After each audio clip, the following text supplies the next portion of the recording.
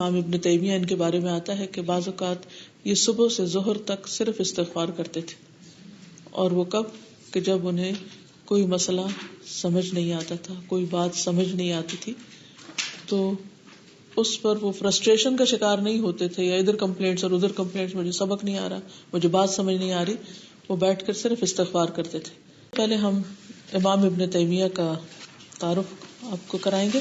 ان کا نام احمد تھا, والد کا نام عبد الحلیم, احمد ابن عبد الحلیم, لقب تقی الدین, کنیت ابو العباس, لیکن مشہور کس سے ہوئے ہیں؟ ابن تیمیہ سے. تو ان کا شجرہ نسب اور ان کا لقب اور صفات کو یوں بیان کیا جاتا ہے: تقی الدین ابو العباس احمد ابن عبد الحلیم ابن عبد السلام ابن عبد اللہ ابن ابی قاسم بن خضر بن محمد بن تیمیہ حرانی. حران اس وقت ترکی کا حصہ ہے, مجھے وہاں جانے کا اتفاق ہوا ہے. ایک قصبہ کہہ لیں, ایک گاؤں کہہ لیں, ابھی تک بھی زیادہ ڈیولپ نہیں ہے, لیکن امام ابن تیمیہ کی وجہ سے بہت مشہور ہے. تو یہ حران میں پیدا ہوئے تھے, دمشقی. پھر دمشق کی طرف انہوں نے ہجرت کی تھی. امام, فقیہ, مجتہد, محدث, حافظ, مفسر, اصولی, زاہد, یعنی یہ ساری صفات ان کے ساتھ لگائی جاتی. بیک وقت میں اتنی صفات تھی ان کے اندر. کیا کیا؟ امام, فقیہ, مجتہد, محدث, حافظ, مفسر, اصولی اور زاہد. ان کو ابن تیمیہ کیوں کہا جاتا ہے؟ کہا جاتا ہے کہ یہ ان کی دور کی دادی تھی. یہ جیسے آپ دیکھ رہے ہیں نا کہ احمد بن عبد الحلیم بن عبد السلام بن عبد اللہ بن ابی قاسم بن خضر بن محمد بن تیمیہ, یہ ان کی ڈائریکٹ دادی نہیں تھی بلکہ پردادی کی بھی شاید پردادی تھی. کہتے ہیں کہ وہ بہت ہی نیک, عالمہ, فاضلہ خاتون تھی, اور اپنے وقت کی بہت بڑی اسکالر کہہ لیں. تو ان کی نسل میں سے بے شمار اسکالرز پیدا ہوئے, یعنی صرف ایک ابن تیمیہ نہیں ہے, کئی ابن تیمیہ کے نام سے مشہور ہوئے, لیکن سب سے زیادہ احمد ابن عبد الحلیم ہی ہوئے ہیں مشہور, اور ان کو شیخ الاسلام بھی کہا جاتا ہے. اس سے کیا پتہ چلتا ہے؟ ایک عورت کی جو نیکی ہے, اس کا جو تقویٰ ہے, اور اس کی جو علم اور عبادت کے ساتھ اس کا جو شغف ہے, وہ صرف اس کی ڈائریکٹ فرسٹ جنریشن پر نہیں, جنریشن آفٹر جنریشن آج تک. جب میں نے پہلی دفعہ ان کے بارے میں سنا تھا تو مجھے بہت انسپریشن ملی تھی, اور اسی وجہ سے میں نے اپنی بیٹی کا نام پھر تیمیہ رکھا کہ شاید اللہ اس کو بھی کوئی نیکی میں سے حصہ دے دے. تو حقیقت یہ ہے کہ عورت کا کردار بعض اوقات ایکٹیو رول نہیں ہوتا کسی معاشرے کی تعمیر میں, لیکن اس کا جو ایک ماں ہونے کی حیثیت سے یا جنریشن کی تعلیم و تربیت کے حوالے سے ایک رول ہے, وہ بہت ہی اہم ہے. اور ہمیں اپنے رول کو کبھی بھی کم نہیں سمجھنا چاہیے, اور کبھی اس بات پر شرمندہ نہیں ہونا چاہیے کہ اللہ نے ہم کو لڑکی کیوں پیدا کیا, یا ہمارے مقابلے میں مرد جو ہے وہ زیادہ اہمیت رکھتے ہیں, فوقیت رکھتے ہیں. قیامت کے دن جنڈر کی بنیاد پر کسی کا فیصلہ نہیں ہوگا, یہ دیکھا جائے گا کہ کس نے عمل کیا کیا. من عمل عملا صالحا من ذکر او انثی وهو مؤمن, کوئی بھی عمل کرے, مرد ہو یا عورت, اللہ سبحانہ وتعالیٰ اس کو اس کے عمل کے مطابق بدلہ دیں گے. ابن تیمیہ 10 ربیع الاول 661 ہجری کو 661 ہجری کو حران میں پیدا ہوئے. حران اس وقت فلسفے کا گہوارہ تھا, لوگوں کے اندر ہر طرف انٹلیکچوئل بحثیں ہوتی تھی, اور لوگ قرآن و سنت سے زیادہ جو عصری علوم تھے ان کی طرف متوجہ تھے. عصری علوم ہوتے ہیں جو ہر دور کے جو مخصوص قسم کے ٹرینڈز ہوتے ہیں نالج میں, علم حاصل کرنے میں, ڈگریز میں. تو اس علاقے میں فلسفے کا بہت چرچا تھا. تو ابن تیمیہ 6 سال کی عمر تک اس گاؤں میں رہے یا اس علاقے میں رہے. یہ 7 سال کی عمر تک پہنچے تو تاتاریوں نے حملہ کیا, تو مجبوراً یہاں کے لوگوں کو وہاں سے نکلنا پڑا. تو ان کے خاندان کے کچھ لوگ ہجرت کر کے دمشق کی طرف چلے گئے, سیریا کی طرف. جب انہوں نے یہاں سے ہجرت کی تو ان کے خاندان کے لوگوں نے اپنے ساتھ صرف کتابیں اٹھائیں, کیونکہ ایک علمی خاندان تھا. ان کے والد, ان کے دادا اور ان کے اور بھی رشتے دار دمشق کی طرف روانہ ہوئے, اور انتہائی پریشانی اور سر و سامانی میں جو قیمتی کتابیں تھی جو ان کے آباء و اجداد سے ان کے پاس ایک علمی سرمایہ تھا ان کے ساتھ تھی, ان کو ساتھ اٹھایا. سب مال و متاع چھوڑ دیا, صرف کتابیں اٹھا کے بیل گاڑی میں رکھی اور نکل پڑے. اور تاتاریوں کا خطرہ اور دہشت اور ان کے حملے کا خوف اور ان کی قتل و غارت، ہر طرف ایک دہشت سی پھیلی ہوئی تھی. ان کے ساتھ عورتیں اور بچے بھی تھے.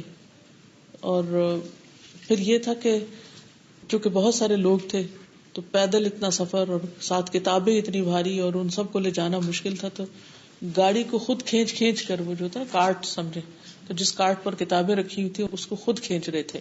اور اس وجہ سے قافلہ بہت آہستہ چل رہا تھا. آپ دیکھیں جب آپ کے ہاتھ میں کچھ نہ تو آپ تیز دوڑتے ہیں، بھاگتے بھاگتے منزل کو پہنچ جاتے ہیں. ایک جگہ قریب تھا کہ تاتاری سر پہ پہنچ جائے اور کتابوں کی گاڑی چلتے چلتے رک گئی تو سب بیٹھ گئے اور انہوں نے رو رو کر اللہ تعالیٰ سے دعا کی تو اللہ تعالیٰ نے مدد کی اور پھر وہ جو گاڑی پھنسی تھی وہ وہاں سے نکل کر قافلہ آگے بڑھا. بہرحال یہ دمشق پہنچتے ہیں. ان کے والد جو تھے وہ بہت بڑے پائے کے عالم تھے اور وہاں پہنچ کر اللہ تعالیٰ نے ان کو ایک بڑا مقام دیا.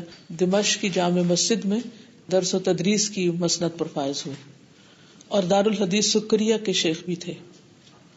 بہت زیادہ قوت حافظہ کے مالک تھے. تو امام ابن تیمیہ نے اپنی ابتدائی تعلیم اپنے والد سے ہی حاصل کی تھی، یعنی گھر سے ہی سیکھا تھا. ان کے دادا بھی بہت بڑے عالم تھے، مجد الدین ان کا نام تھا.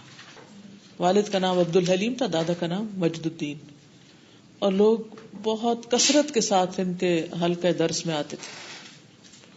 انہوں نے اپنے دادا کے علاوہ، والد کے علاوہ اپنے چچا فخر الدین سے بھی علم حاصل کیا. اب آپ دیکھیے کہ تیمیہ کی نسل میں کون کون پیدا ہو رہے ہیں، باپ، دادا، چچا، یعنی پورا خاندان علم سے شغف رکھتا تھا. تو ان کے چچا فخر الدین جو تھے انہوں نے کئی ضخیم جلدوں میں قرآن کی تفسیر بھی لکھی اور خاندان پورے کے اندر ایک علم کا چرچا تھا اور علم کے لیے انہوں نے اپنے آپ کو وقف کر رکھا تھا. ایسے خاندان میں جب انہوں نے آنکھ کھولی تو قدرتی طور پر انہوں نے جو کچھ دیکھا تو اسی کا شوق ان کے اندر بھی پیدا ہوا اور یہ بھی علم کی طرف متوجہ ہوئے اور بہت چھوٹی عمر میں قرآن مجید حفظ کر لیا. اور جب انہیں آخری عمر میں جیل میں ڈالا گیا تو اپنی وفات سے پہلے جیل کے اندر تقریباً 80 مرتبہ قرآن مجید ختم کیا، کیونکہ حافظ تھے تو مسلسل وہی پڑھتے رہتے تھے. ان سے ساری قلم، کتابیں، دوات، ہر چیز لے لی گئی تھی اور قرآن مجید ان کے پاس باقی تھا اور اسی کو پھر پڑھتے رہتے اور ذکر اذکار کرتے رہتے. پھر یہ کہ بچپن سے ہی باقی بچوں سے ان کی عادات بہت مختلف تھی. بچپن میں یہ کھیل کود کی طرف زیادہ متوجہ نہیں ہوتے تھے، اس کی طرف دلچسپی نہیں تھی ان کی. اور ان کے بارے میں ایک دلچسپ واقعہ بھی آتا ہے کہ ایک دفعہ ان کے والد جو تھے وہ سب بچوں کو سیر تفریح کے لیے باغ میں لے جا رہے تھے. تو انہوں نے ان سے بھی کہا کہ احمد تم بھی چلو. تو انہوں نے ایکسکیوز کر لیا اور والد کے اصرار کے باوجود نہیں گئے. جب دوسرے لوگ چلے گئے اور شام کو واپس آئے تو ابن تیمیہ نے ایک کتاب دکھا کر اپنے والد کو کہا کہ آج میں نے یہ کتاب حفظ کر لی، یعنی آپ سب لوگ باغ کی سیر کر رہے تھے اور میں نے کتاب حفظ کر لی. تو والد نے تعجب سے پوچھا ساری کتاب؟ تو انہوں نے کہا کہ ہاں ساری کتاب. تو کہا اچھا سناؤ. تو انہوں نے ساری کتاب اپنے والد کو سنا دی.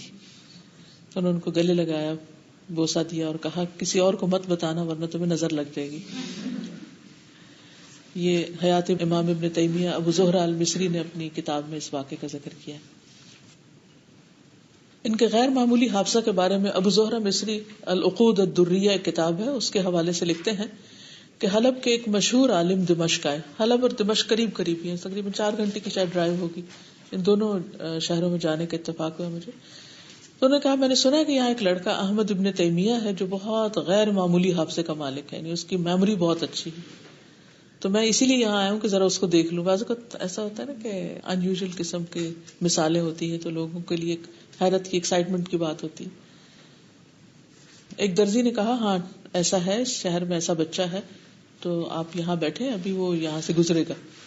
تو وہ سن کے وہ شیخ جو حلب سے آئے تھے وہ وہاں پر بیٹھ گئے.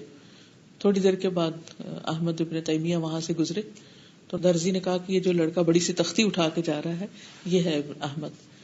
تو انہوں نے آواز دی، وہ آواز سن کے قریب آئے تو شیخ نے تختی لے کر اس پر ایک نظر ڈالی، پھر کہا کہ بیٹے اس تختی پہ جو بھی تم نے لکھا ہوا اس کو مٹا دو اور جو کچھ میں بولوں وہ لکھو. تو احمد ابن تیمیہ نے ایسا ہی کیا. تو انہوں نے اس شیخ نے تقریباً 13 حدیثیں لکھوائیں تختی کے اوپر. پھر کہا پڑھو کیا لکھا ہے. تو انہوں نے لکھنے کے بعد اس کے اوپر ایک نظر ڈالی اور تختی شیخ کو دے دی. شیخ نے تختی لے کر کہا کہ اچھا اب تم سناؤ کہ میں نے کیا لکھوایا تمہیں. تو انہوں نے ساری عبادت سنا دی. یعنی تو فوٹوگرافک میموری تھی کہ جو کچھ وہ دیکھا وہ سارا دوبارہ سنا دی. تو شیخ نے کہا اچھا اس کو مٹا دو. تو پھر مٹا دیا. پھر انہوں نے کچھ خود سلیکشن کی شیخ نے اور اپنی سندوں کے ساتھ کچھ لکھوایا, اور پھر اسی طرح دوبارہ ان کو ٹیسٹ کیا اور پھر تختی لے کر پھر انہوں نے کچھ خود سلیکشن کی شیخ نے اور اپنی سندوں کے ساتھ کچھ احادیث تھی انہیں پھر دوبارہ لکھوایا, اور پھر اسی طرح دوبارہ ان کو ٹیسٹ کیا اور پھر تختی لے کر کہا اچھا سناؤ میں نے کیا لکھوایا, اور انہوں نے پورا اس کو دہرا دیا.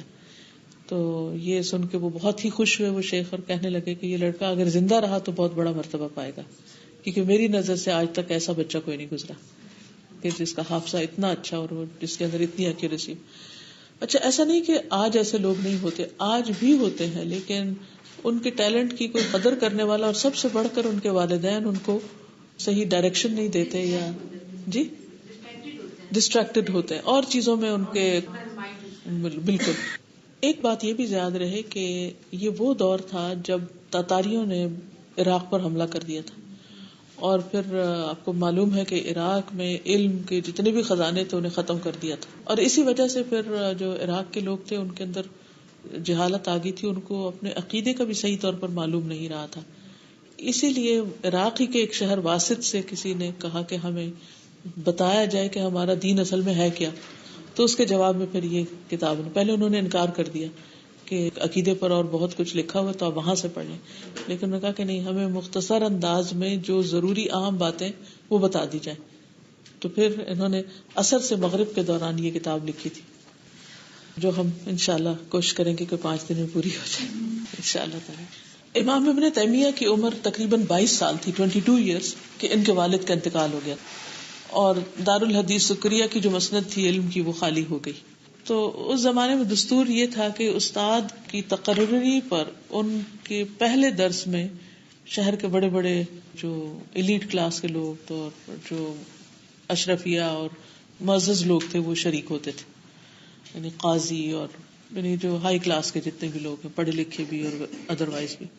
تو والد کی وفات کے بعد جب ان کی تقرری ہوئی بحیثیت استاد کے اس دارالحدیث میں یا اس جگہ پر, تو انہوں نے سب سے پہلا درس بسم اللہ الرحمن الرحیم پر دیا, اور کہتے ہیں کہ انہوں نے بسم اللہ الرحمن الرحیم سے اتنے نقطے نکالے کہ سامعین سکتے میں آ گئے. نہیں, انہوں نے اس سے پہلے کبھی ایسی باتیں سنی ہی نہیں تھی, اور اس کے ساتھ ساتھ ان کی فصاحت و بلاغت اور بیان کرنے کا انداز جو تھا اس نے سب کو حیرت میں ڈال دیا. تفسیر ابن کثیر کا نام تو سب نے سنا, ابن کثیر انہی کے شاگرد ہیں, اور یہ کتنی بڑی خوش قسمتی ہے کہ 3 لوگ جو چوٹی کے ائمہ میں شمار ہوتے ہیں وہ ان کے شاگرد ہیں, جن میں سے ایک امام ابن قیم الجوزیہ, جن کی کتاب دوائے شافیہ آپ لوگ پڑھ چکے ہوں گے, اور انہوں نے بے شمار کتابیں لکھی. وہ ان کے ساتھ تقریباً 21 سال تک رہے ہیں, جیل میں بھی ان کے ساتھ, ان کا ایک بیٹا اور ابن القیم الجوزیہ. دوسرے ابن کثیر, جن کی تفسیر کو اللہ سبحانہ وتعالیٰ نے بہت ہی شہرت دی, اور آج تک ہر طرح کے لوگ اس کو اپنا ایک ریسورس سمجھتے ہیں. اور تیسرے امام ذہبی, جنہوں نے کئی والیومز میں سیر اعلام النبلاء لکھی ہے. اس کے علاوہ اور بھی شاگرد ہیں جیسے حافظ ابن الہادی وغیرہ, لیکن زیادہ مشہور یہی ہیں. انہوں نے اپنی ساری زندگی علم کے لیے وقف کی, حتیٰ کہ شادی بھی نہیں کی, یعنی دن رات یہ پڑھنے لکھنے میں ہی مصروف رہے. اور انہوں نے کوئی دینی منصب, کوئی انتظامی ذمہ داری, کوئی عہدہ, کوئی چیز قبول نہیں کی, اور اپنے آپ کو اسی کام کے لیے وقف رکھا تاکہ وہ یعنی ڈسٹریکشن کا باعث نہ ہو کوئی بھی چیز. تو ان کا جو کام تھا ہر وقت درس و تدریس, واعظ و ارشاد, تصنیف و تالیف, تحقیق, اس کے علاوہ کوئی مشغلہ نہیں تھا, یعنی صرف پڑھنے لکھنے سے ہی تعلق تھا. اور یہ حقیقت ہے کہ کچھ لوگ جب تک ایسی قربانی نہ کریں, یعنی اسلام ہر ایک سے تو نہیں تقاضا کرتا کہ سبھی ایسا کریں, لیکن اگر کسی کے اندر صلاحیت ہے, اہلیت ہے, اس کے اندر شوق ہے, یا وہ کر سکتا ہے, جتنی اس کی ہمت اور سکت ہے اس کو ضرور کرنا چاہیے, تاکہ دوسرے لوگوں کے لیے ہدایت اور حق کی راہیں واضح ہوں, آسان ہوں. تو صرف یہ حافظ ہی نہیں تھے کہ چیزوں کو رٹ لیتے تھے, یا صرف عالم ہی نہیں تھے کہ کتابیں پڑھتے رہتے تھے یا ان کو نریٹ کرتے رہتے تھے, بلکہ اس کے ساتھ ساتھ بہت گہرا غور و خوض بھی کرتے تھے. ابن تیمیہ کہا کرتے تھے کہ کبھی میں ایک آیت کی تقریباً 100 تفسیریں دیکھ لیتا ہوں، ایک آیت کی 100 تفسیریں دیکھ لیتا ہوں، پھر میں اللہ تعالیٰ سے دعا کرتا ہوں اللہ مجھے اس آیت کا فہم دے. اور ان کی ایک بہت خوبصورت دعا ہے جو الورد المصفى المختار میں بھی لکھی ہوئی ہے، یا معلم ابراہیم علمنی، یا مفہم سلیمان فہمنی، یا معلم آدم علمنی. اے آدم اور ابراہیم کو تعلیم دینے والے مجھے اس آیت کی تعلیم دے، مجھے یہ آیت سکھا دے. اور پھر صرف اتنا ہی نہیں کہ دعا مانگی اور تسلی ہو گئی، پھر کہتے کہ میں ویران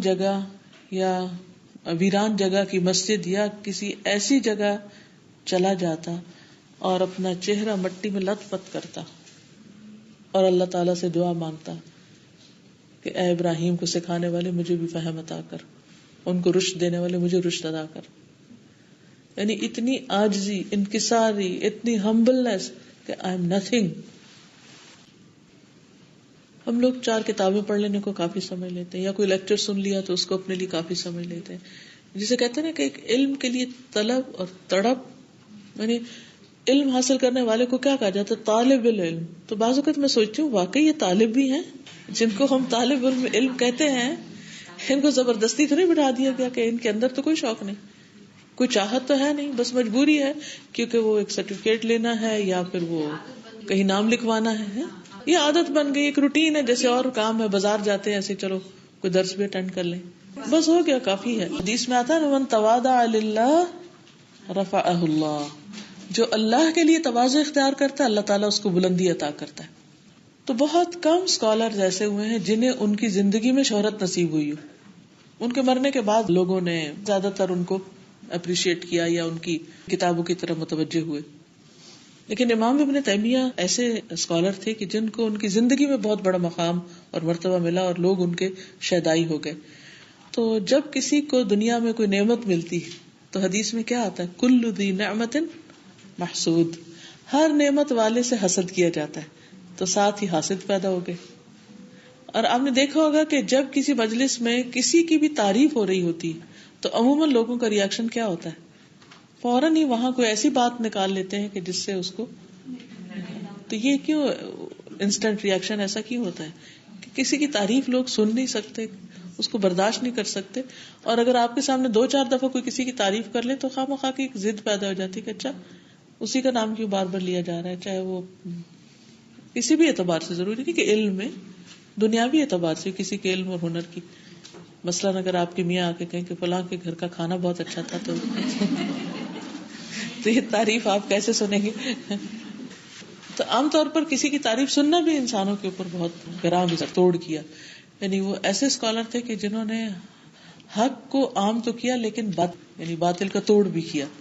انہوں نے فلسفے کے خلاف کتابیں لکھی، بعض اوقات صوفیاء کے نظریات کے بارے میں کتابیں لکھی، اللہ تعالیٰ کے اسماء اور صفات کے بارے میں ایک فتویٰ دیا تھا العقیدہ الحمویہ الکبریٰ کے نام سے لکھا.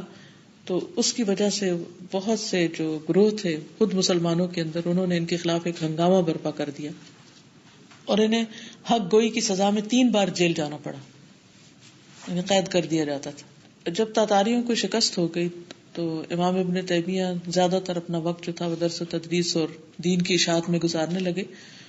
تو جب انہوں نے مختلف طرح کے باطل نظریات کا توڑ کیا، مثلاً مسلمانوں میں سے ہی ایک جماعت ابن عربی کی پیروکار تھی، انہوں نے جب ابن عربی کے مسلک کو کھول کے لوگوں کے سامنے بیان کیا اور ان کے باطل نظریات کا رد کیا تو اس پر وہ لوگ جو ان کے پیروکار تھے، ابن عربی کے فالوورز، وہ آپ کے سخت مخالف ہو گئے اور آپ کے خلاف سازشیں کرنے لگے اور مصر کے سلطان کو آپ کے خلاف بھڑکایا، اوپر تک چلے گئے.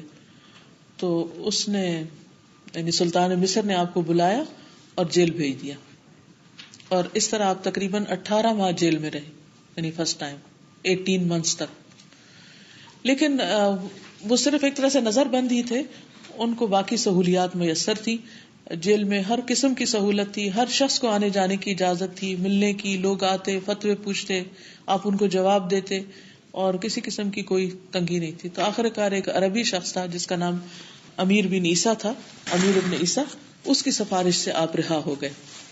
رہائی پانے کے بعد کافی عرصے تک آپ مصر میں ہی رہے اور وہاں آپ نے دیکھا کہ یہ باطل نظریات بہت زیادہ پھیل چکے ہیں، تو آپ اپنے ہر درس و تدریس میں ان نظریات کا رد کرتے رہے.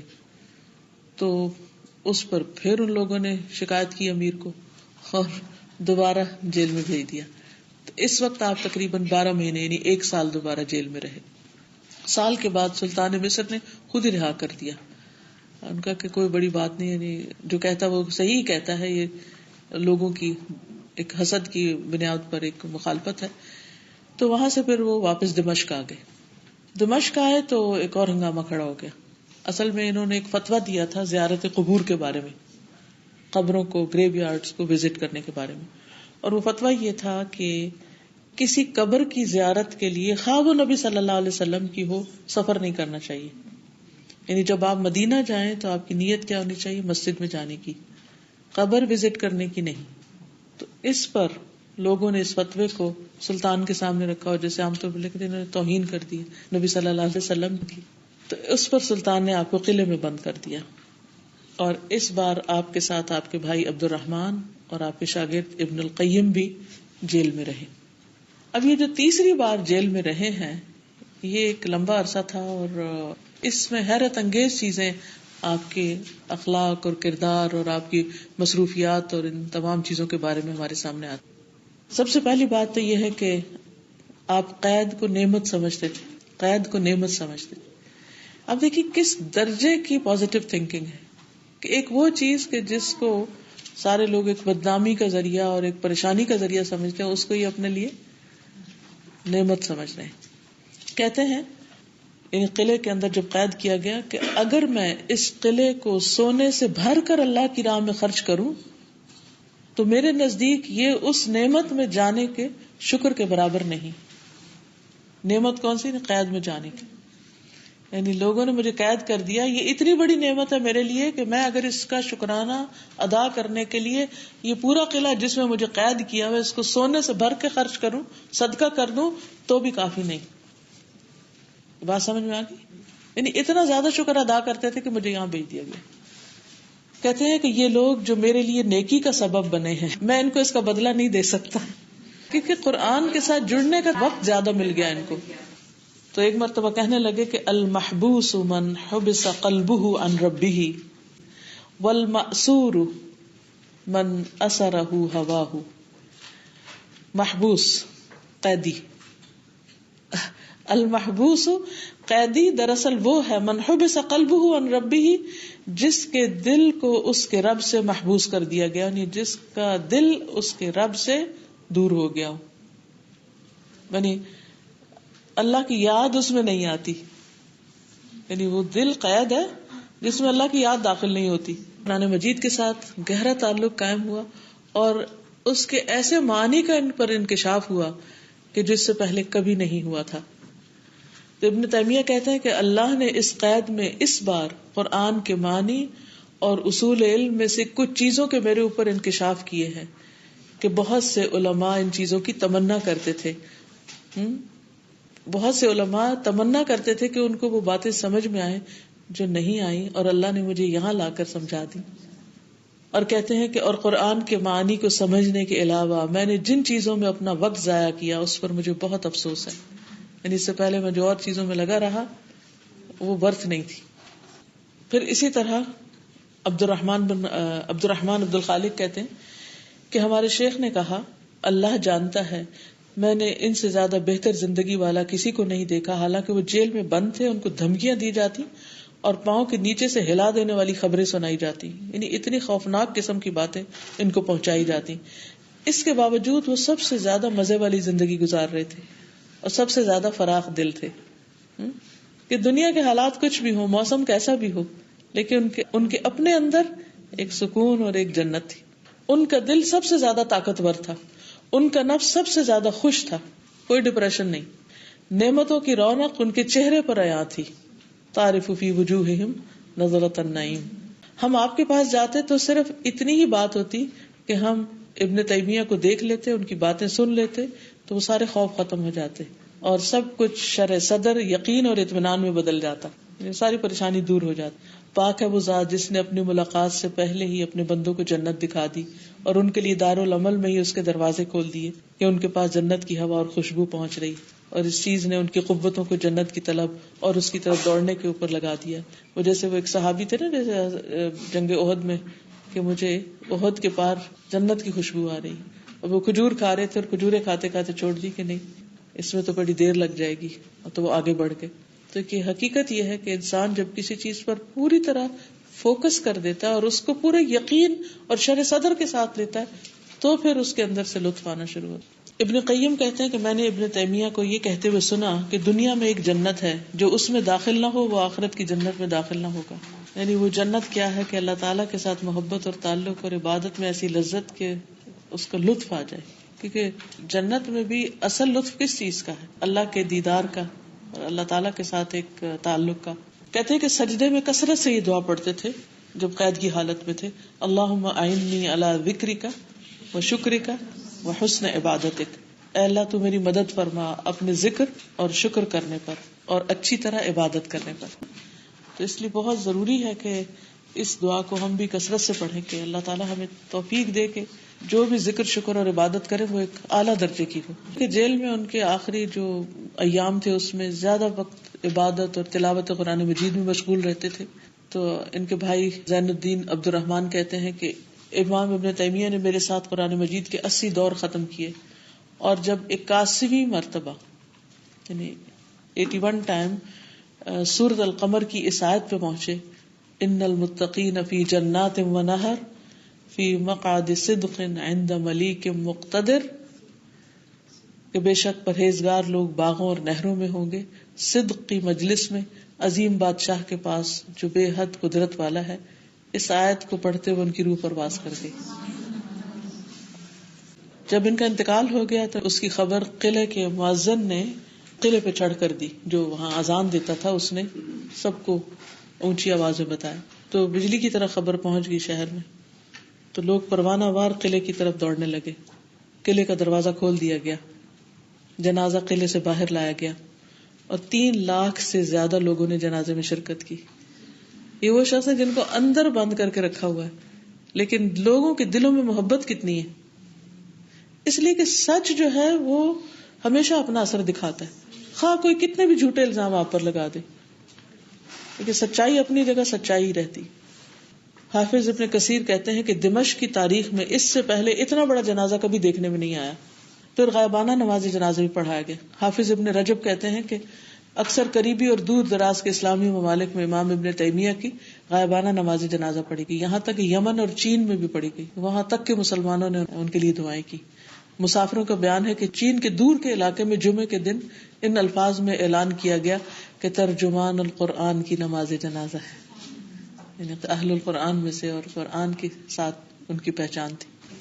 پھر یہ کہ قرآن تو ان کا مین فوکس تھا ان کی ساری زندگی کا, لیکن اس کے علاوہ بھی دیگر علوم میں انہوں نے مہارت حاصل کی, کیونکہ قرآن مجید کو بھی پڑھنے اور سمجھنے کے لیے اور علوم چاہیے.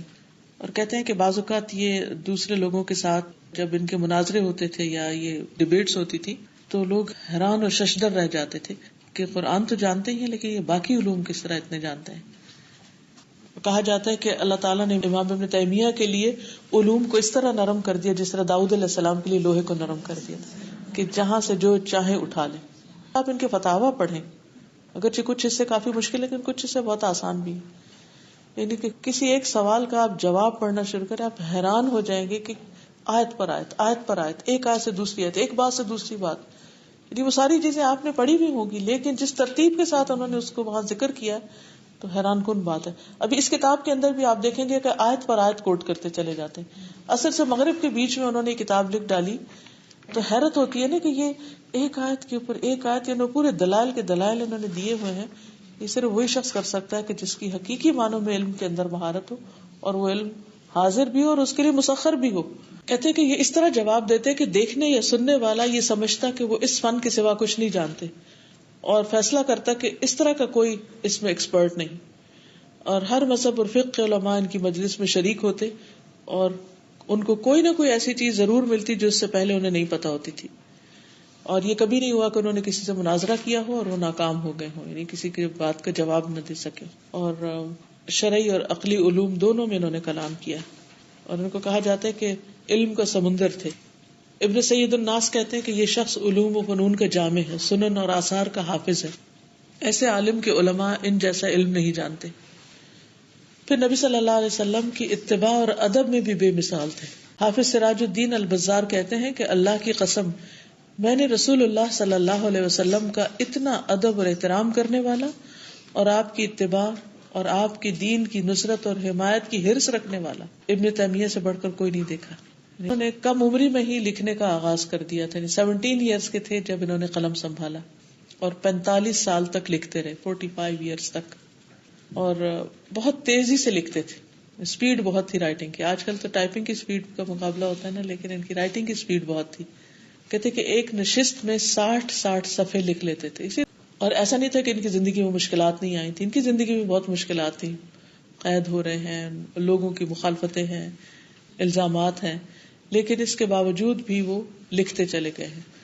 اور 67 ایئرس ان کی زندگی تھی، 67 سال، لیکن انہوں نے ایسے اثرات اور ایسا علم چھوڑا کہ جو آئندہ تاریخ کا حصہ بن گیا.